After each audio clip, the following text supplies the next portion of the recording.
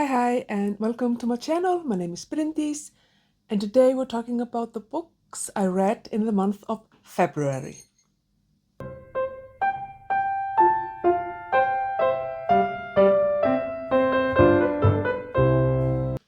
February was quite the lovely reading month for me.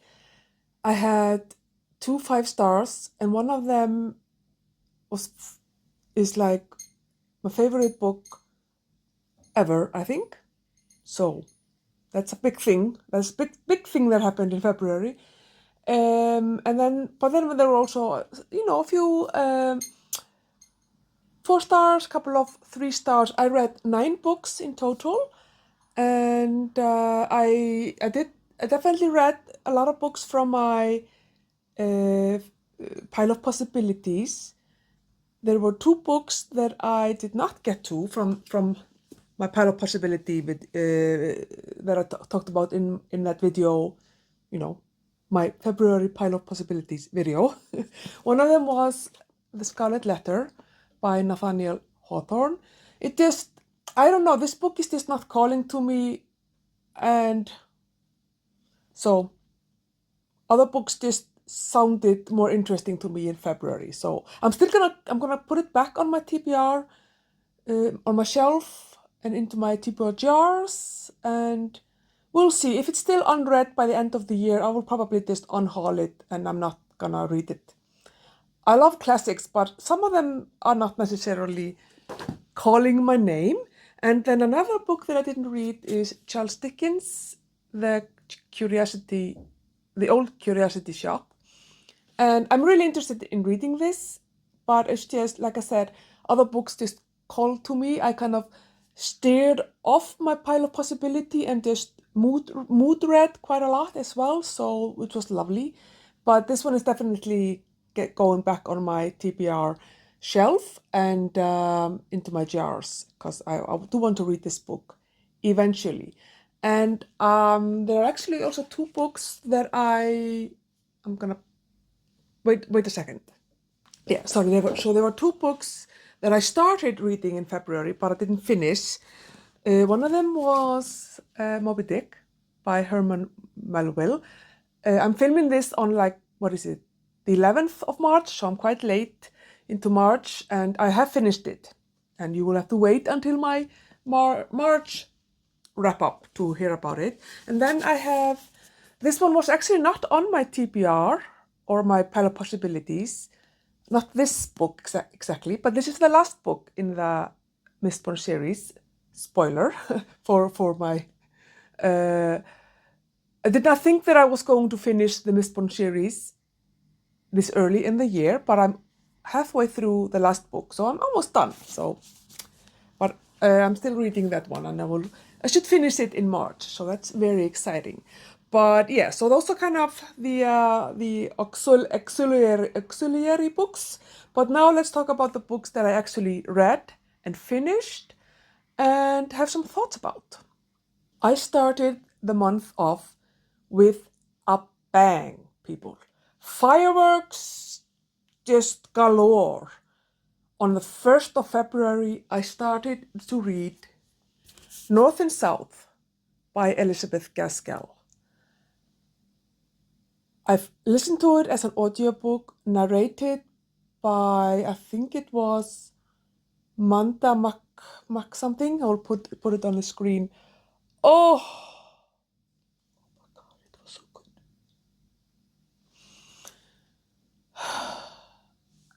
This is fantastic.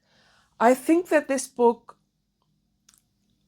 is my favorite book ever, like of classics at least. Ever, really. Like, obviously I'm not counting Lord of the Rings, but apart from that, I think this is even better than all of the Jane Austen. This book just is fantastic. It is so good. It's replaced Jane Eyre and Persuasion as my favorite books or like classics ever. Like, it is so good. So this is the story of Margaret, who is the daughter of a clergyman who, after he resigns from his post in the Anglican church, and he becomes like a dissident or something like that. They move to a different town, kind of in north of England, this kind of industrial town. And her life is kind of uprooted. I mean, she was raised mostly by her aunt, I think it was, and has gone back to live with her parents. Her brother was in the Navy and wasn't doing very well there. So she's basically almost like an only child, although that brother is still, around. And things happen. Everything is uprooted. They are like facing poverty, but also still being kind of gentry or not upper class, but they're not like, they have servants. It's complicated. This 19th century life in UK it was quite complicated. Who was what, but the writing by Elizabeth Gaskell is just fantastic. I've read a few of her short stories and a novella, and then also Wives and Daughters. No, what's it called? Oh my God, what is it called? Yeah, Wives and Daughters. Why do I always doubt myself? Which I absolutely loved as well. But this just took the cake. Like, this is... So the character, like the story of each of the characters is fantastic. The descriptions and like the societal like commentary is fantastic. Just the writing itself, the tone of voice, everything is just fantastic.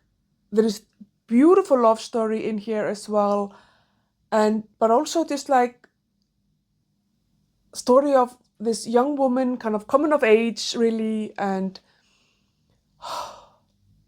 it's so good. It's so good. It's like so good. 5 stars. Like, I would give it 10 stars if I could. Oh my God, it was so good. The next book that I finished is The Name of the Rose. So this is the Icelandic translation. I listened to it as an audiobook in the Icelandic translation as well. Really well narrated. And this is The Name of the Rose by Umberto Eco. So this is basically a modern classic, I would say. It's the story of these monks. So there is, what is this? Atso. So there is Atso and William. So William is a Franciscan monk, and Atsos is he a Benedictine? There are two orders there talking about monk business, basically.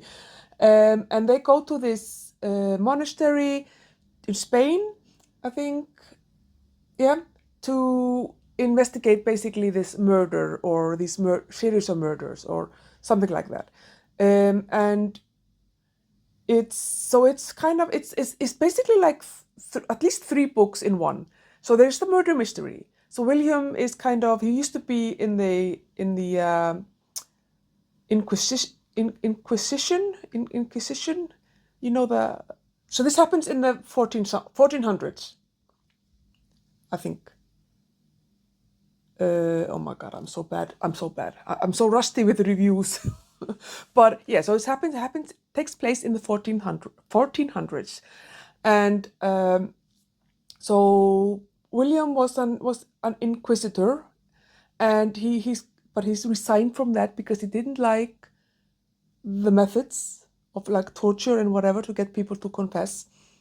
But he's still an investigator, basically, and so he goes there with his little sidekick to investigate. And so the murder mystery is very interesting, and so Atso is kind of like Watson to William being Sherlock. I really love that. Then we have kind of like a philosophical musings of Atso, the young monk, who's kind of He's not a fully fledged monk. I think he's still like apprenticed to the monk or something like that. And so he's like thinking about all these things with basically church history and the different kind of religious practices and whatever. But it's also like, so that's very interesting, and it's kind of philosophical because this is his memoirs basically. So Atso is telling us about this event that happened when he was a young monk, and he's quite old in like as the narrator.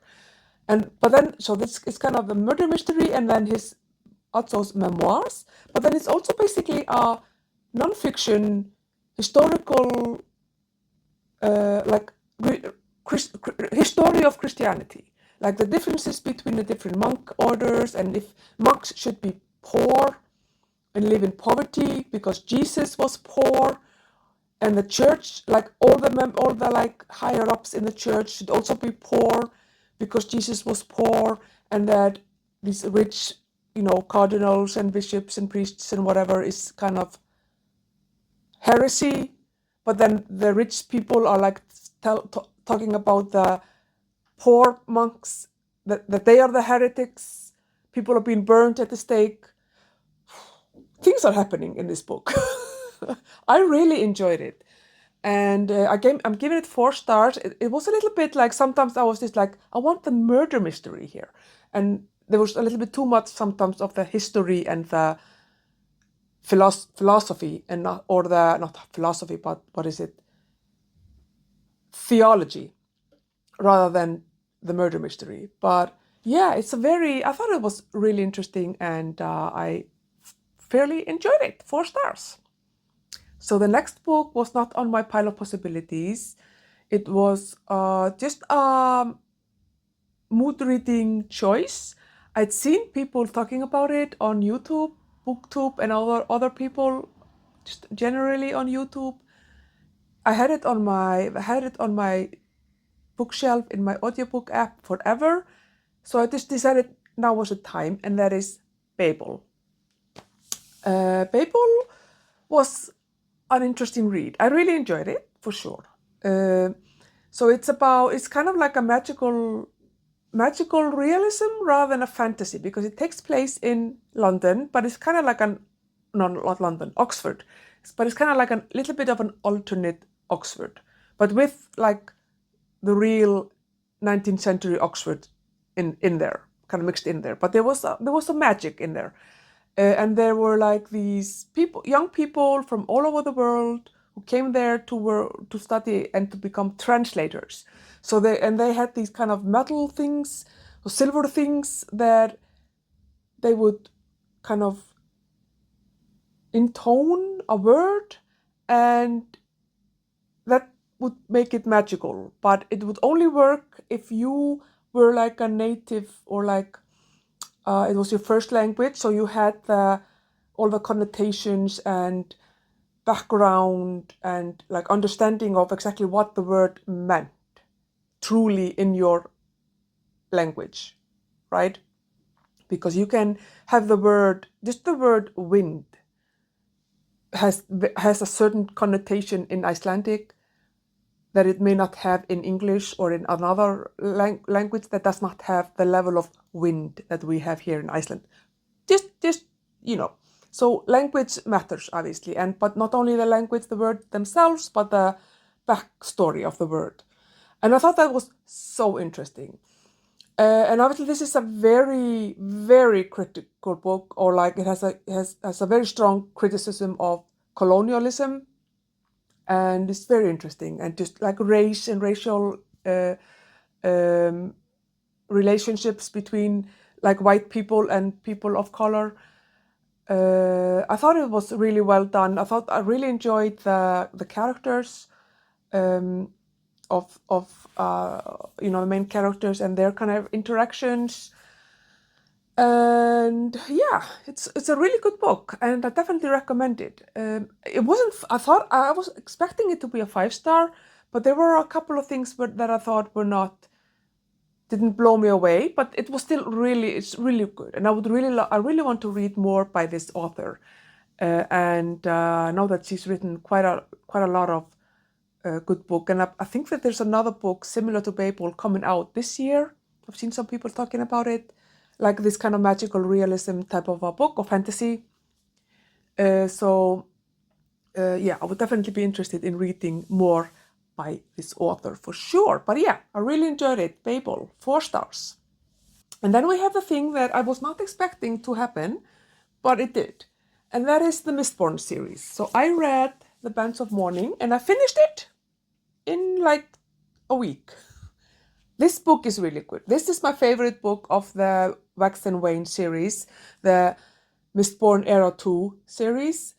So if you don't know about the Mistborn series, there is the original trilogy, and then there are 4 other books that are like in the series. But the second 4, the later 4 books are also known as the Wax and Wayne series. The main characters are like Waxilian and Wayne, and a few others. But this was fantastic. It was just fun, it was moving, it was adventurous, exciting, suspenseful. Yeah, I really, really loved it. I really enjoyed kind of how some of the characters were like really coming into their own. And yeah, I'm not going to tell you anything about the plot because I don't want to spoil anything. It's a 3rd book in the Wax and Wayne series, so obviously I don't want to spoil. But it was so good. I really enjoyed it. And like I said before, I'm reading the last book in the series, so that one is spoilery. Like, not spoiler, but I'm not enjoying it as much as this one. This is definitely a favorite of mine, which is so well done. But apart from reading that, I also read this novella, Mistborn: A Secret History.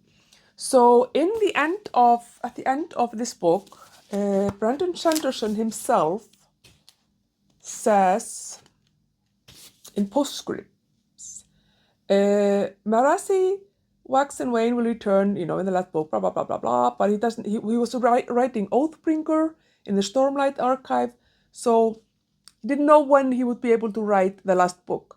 So to tide you over, I have just released a special digital only novella, which is actually not digital, obviously, that is intended to be read after the Bands of Mourning, although it takes place during the events of the original Mistborn trilogy. So that's this one. So this takes place in after the first book, basically, and it kind of trails with the events of, I think, the 2nd and 3rd book, or at least the 2nd book. But it's basically the story of Kelsier after the events at the end of the 1st book. And I'm not going to say any more. It's very good. I mean, it's very short. It's like 100, how much is it? 169 pages. So I read through it in like a day. And I really enjoyed it. It was really nice to go back to the original trilogy and kind of remind myself of those characters and the kind of the religious or the religious system in those books, which is also in the later books. But yeah, I really enjoyed that. So I'm very excited about the fact that I'm almost done with the Mistborn series. So well done. So the last book of my pile of possibilities was Moll Flanders by Daniel Defoe. This book was really fun. It's a little bit long, so I gave it 4 stars because there were a couple of parts in there when I was just like, oh, yeah. But it was really fun. Like, it's very interesting to read a book that takes place, I think it takes place either very late 17th century or very early 18th century. And so it's about this Moll Flanders, who basically is just trying to survive as a penniless woman. And it's ridiculous. But it's like, it's almost like a farce sometimes. It's like farcical. Like there's this like husband after husband after husband, after disaster happens, and then redemption happens, and then disaster happens, and he has like endless children, and then the children are taken away, but then there's another husband, and it's just like, what is happening? How is that possible for one woman to have such a life? But it's really fun. I really enjoyed it, and yeah, and even though it's quite early 18th century, like I said, but it's still very approachable. And I thought it was quite easy to read. And I mean, obviously, I'm used to reading. I read a lot of classics, so I'm used to that kind of older language. But yeah, this is definitely not a difficult book, and I would definitely recommend it if you wanna maybe dip your toe into some 18th century literature, because this was just fun and just really, really ridiculous. That doesn't take itself too seriously, and it was just enjoyable. I really enjoyed it very much. So now the rest of the books I have here, I have 3 more books to talk about, and they were not on my pile of possibilities. And the first book was The Seven Husbands of Evelyn Hugo by Taylor Jenkins Reid. So this book was recommended to me actually by Ellen at Ellen Made Book Club in her video in a tag video that she created to celebrate her first 1 year on BookTube. And she recommended this book to me as well as another book, but I was looking for the other book. Now I can't remember what that book was, but I couldn't find it in the bookstore. And this book I had in my audiobook app. But I also found it at the bookstore and I bought it because I love this book. I listened to it as an audiobook in the Icelandic translation. Excellent audiobook. And I just went out and I bought it. And I found the English version. I wanted the English version. So yeah, this was a 5-star read for me. Very well picked, Ellen. Like excellent pick for me, because it's a historical fiction. It's basically Evelyn Hugo telling her kind of life story to this author who she wants to write her. She wants this author to write her memoir or biography, and it is just so well done. I love how they kind of mix the Evelyn Hugo story with the story of basically the author, or that she's a journalist or like a writer. Sometimes you're in Evelyn Hugo's world, and then sometimes you go into present day with that author and what she's going through. But I just really thought this was so well done, and I can understand now why this was such a popular book. And I wanted to, I've been wanting to read it for a couple of years. It's been on my audiobook app for like 2 or 3 years, and absolutely loved it. It was so good, and it was just, I mean, it made me cry a little bit, but it was just mostly just lovely. It made me definitely a little bit angry as well, because men being obnoxious men, but I kind of liked how Evelyn Hugo, the character, was she was this kind of sex bomb movie star, but she was definitely using that very deliberately to get her way and to kind of get power in a man's world. So that was, I think, very interesting and probably very realistic for these women. Yeah, love this book. 5 stars. And then the last 2 books were Agatha Christie's, and I decided I read 2 of her standalone novels. So this one is The Man in the Brown Suit, which I think is her first or second standalone novel. It was very 24. Yeah, I think it was one of her first standalones. Let me see. Yeah, I didn't like the first time I read this book. I gave it 3 stars. This is a reread for me, obviously, by Agatha Christie. I've read all of her books a couple of years ago. I'm rereading it now. So it's basically, well, there were parts of it that I really enjoyed. So there is Anne Bedingfield, who is kind of she's in the beginning she's living with her father, who is kind of this, not an archaeologist, but what is it? Kind of like an can't remember, not sociology, but what is it called? Anthropology. That's like I'm in education. I'm a kind of mixture in my research. I'm a mixture of sociology and anthropology and educational sciences. I should know anthropology. I'm sorry, I had the Icelandic name in my head, but anyway, I think he's an anthropologist rather than an archaeologist. Her father, obnoxious man. He dies, and she kind of is left alone and like trying to figure out what to do with her life. But she wants adventure. She doesn't want to marry some safe guy and have like a safe life. She wants adventure. So she goes to London to seek out adventure. And she basically witnesses what seems to be a murder. She like starts to kind of investigate the murder. And then she just kind of goes on a boat that goes to South Africa without having really any money except for the fare, just hoping things will work out, looking for adventure and trying to solve this murder. And I love her. She's just like throwing herself out there, like, yeah, very, no impulse control for sure. But I thought that was kind of nice.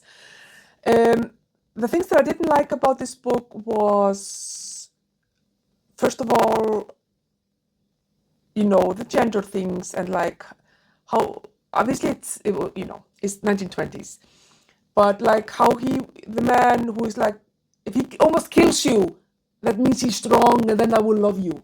Like there's a book by Agatha Christie, not this one, where one of the men is like strangling, he's like trying to kill her, and then because he tries to kill her, she realizes that she loves him. Like